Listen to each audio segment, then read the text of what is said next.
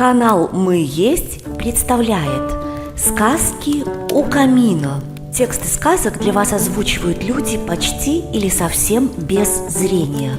Как мы это делаем – секрет. Пожалуйста, поддержите нас своим вниманием.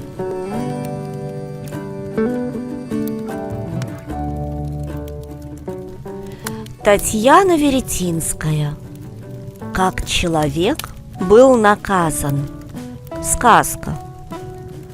В стародавние времена, когда земля была молода и плодородна, и все звери, лев и олень, медведь и косуля, волк и заяц жили в любви и мире, появился человек, слабый, голый, совершенно не приспособленный к жизни.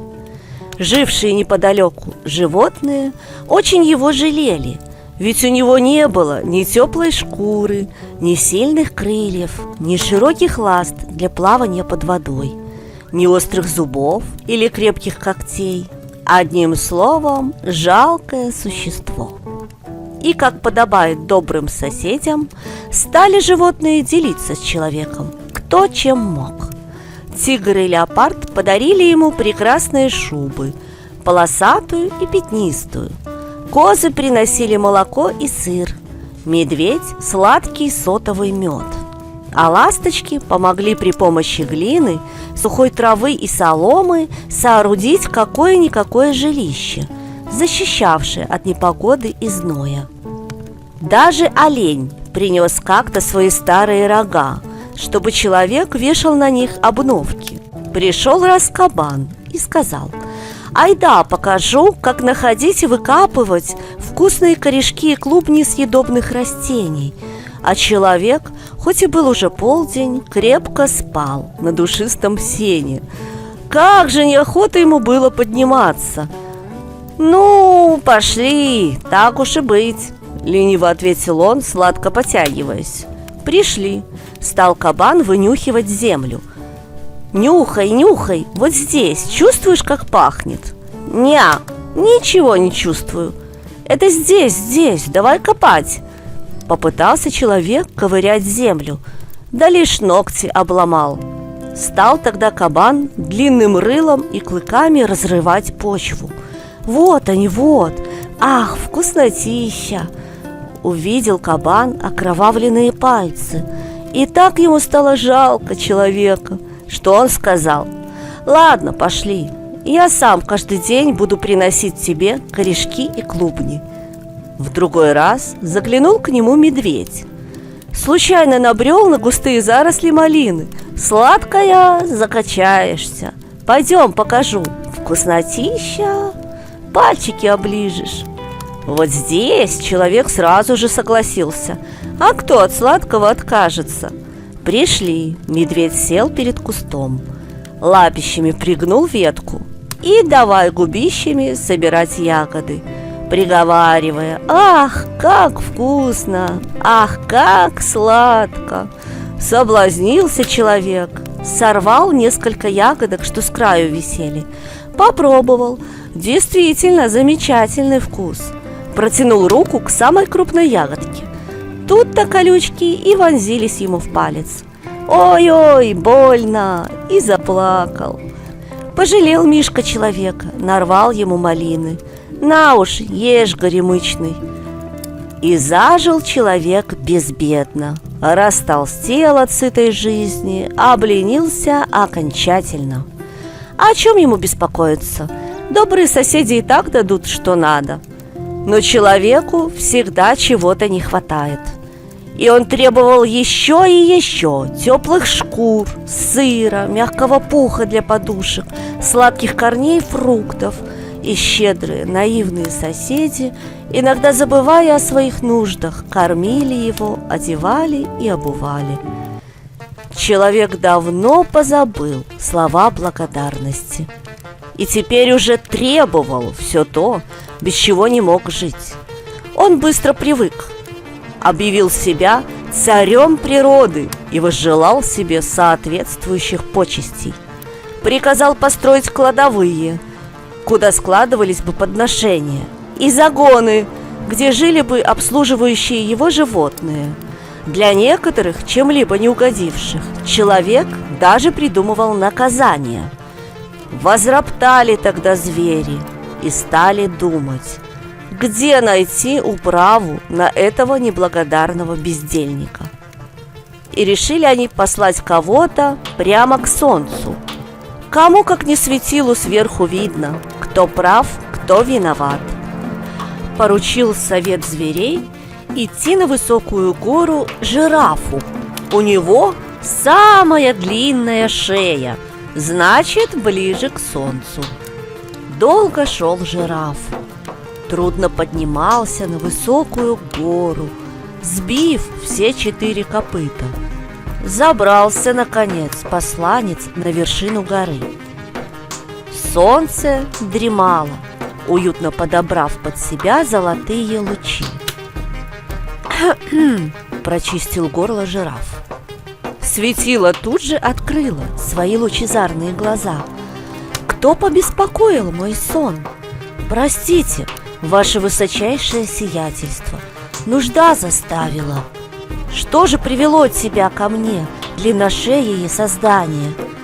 Послали меня животные земли искать справедливости. Кто же вас обидел, рассказывай, все по порядку. Скомандовало солнце, навострив лучи. Поселился рядом с нами человек, такой жалкий и беспомощный. Мы, животные, стали его кормить и поить, одевать, обувать. А он теперь так обнаглел, что принимает нашу заботу как должное и даже обижает нас. 3 шкуры дерет, в загоны загоняет, и все ему мало да мало. Уже стал называть себя царем природы.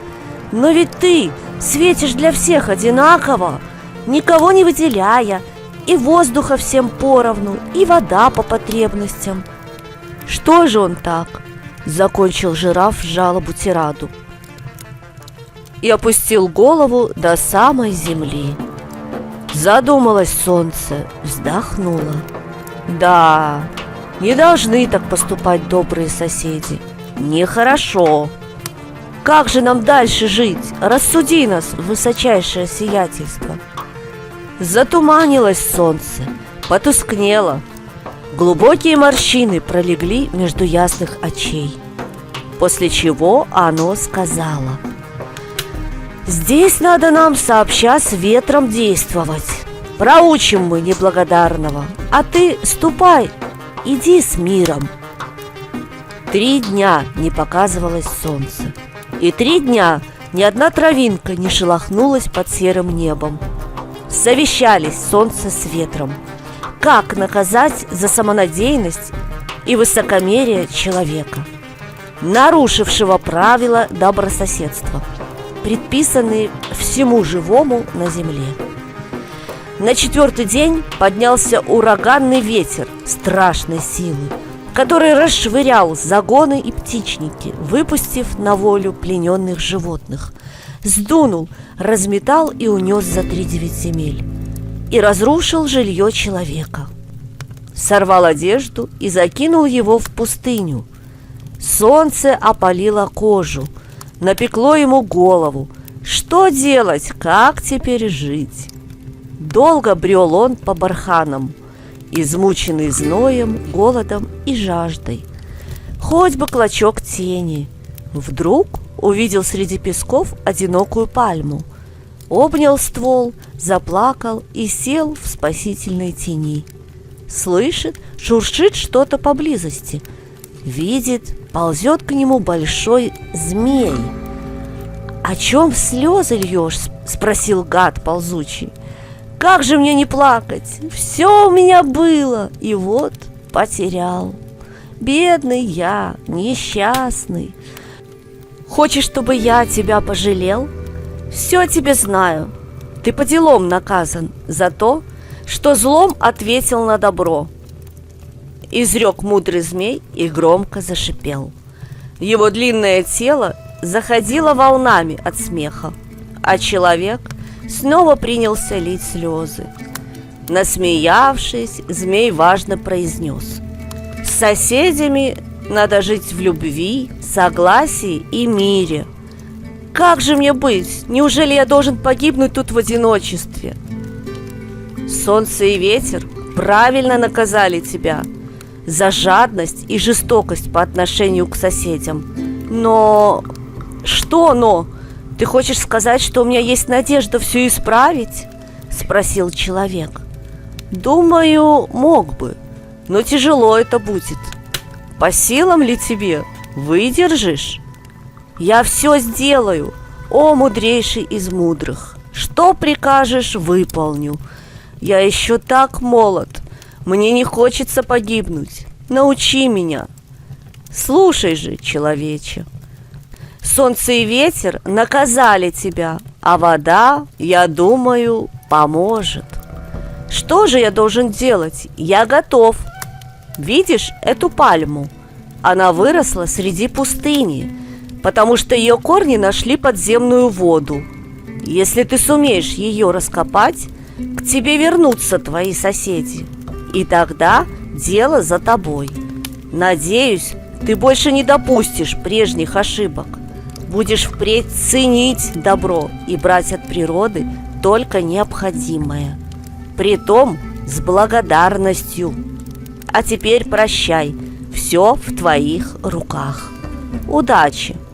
А мне пора, проговорил змей, и, блестя на солнце чешуей, извиваясь как ручей, заскользил прочь. Тут же бросился человек раскапывать подземную реку. Долго ли, коротко ли, докопался до живительной воды и упал совсем обессиленный. Река тем временем, вырвавшись из подземного плена, широко разлилась и покатила свои воды к далекому морю. Зазеленела травка, и вот уже пестрым ковром покрылись берега, а пустыня отступила, и потянулись к этому благодатному месту звери и птицы. Простили животные человека, напоили, накормили, одели и обули. И жили они с тех пор в мире и согласии, и сейчас живут в этой сказке. Текст читала Марина Абазовик. Звукорежиссер и специалист по монтажу Леонид Абазовик.